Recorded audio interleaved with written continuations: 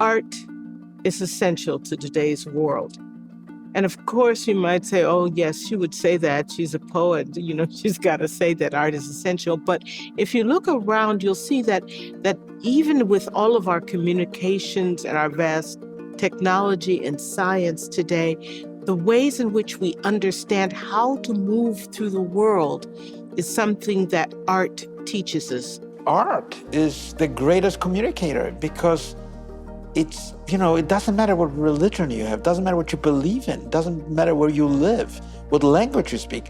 It's an instantly available sense of connection. I think art is always having an influence on the world. Art is an essential part of being. It's going back to the beginning of time. It's about holding up a mirror to society. It's about giving us the space to rehearse our feelings and ourselves as emotional beings. My Fulbright experience was absolutely essential to my training as a poet. Being that close to the language, trying to figure out how to move all those impulses and rhythms in German into English made me appreciate my language, my mother tongue, more. That meant that I began to understand how to put together an English sentence in a different way. I realized that up to that point, before I had this Fulbright, I saw the world only as the way America media wanted me to see it. I had never really considered the larger picture. So I came back with that kind of understanding, a greater appreciation for the ways in which all cultures can interconnect. I think that has played a big part in the way in which I approach teaching now and the way in which I approach my own work. Programs like Fulbright are important for the arts because they allow the human intellect to get creative and to imagine itself even larger. That is such an not only eye-opening experience, it's a soul-opening experience. To me, the Fulbright had a big impact because I visited a country that I knew little about, Finland, and yet I created lifelong friendships. I learned so much about the beauty of Finland, not just the physical beauty of the country, but its history, its landscapes, its spectacular architecture, and of course, by being inspired by that experience of being in Finland. How lucky for me now that I'm building a gigantic project in Tampere, a beautiful city in Finland.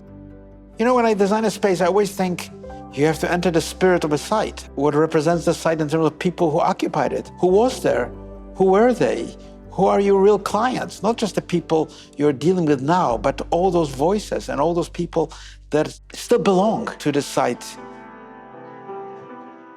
I had my Fulbright. My Fulbright gave me Ireland. Ireland stayed in my mind all those years.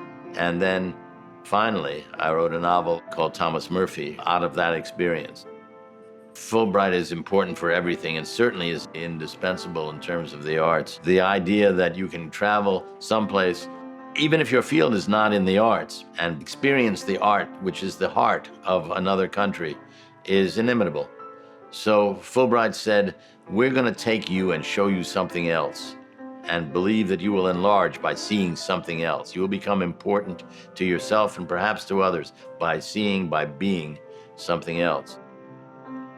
I always thought the whole Fulbright inspiration was wonderful, just wonderful. My Fulbright experience absolutely transformed the way I thought about theater. That was sort of the point of my applying. I knew that there was a different way of making theater in Germany. I was very curious about their techniques, their dramaturgical sensibility. I saw things I'll never forget. I began to think about theater in ways that I hope I never lose.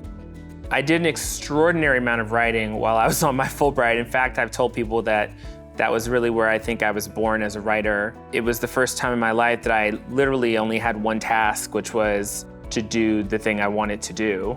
And it was a very fulfilling time. I wrote the first drafts of 3 plays, which are now considered among my most successful. I really immersed myself in language and literature and writing and thinking about writing and reading about writing. And I count that among most important times of my life, my creative birth in some way.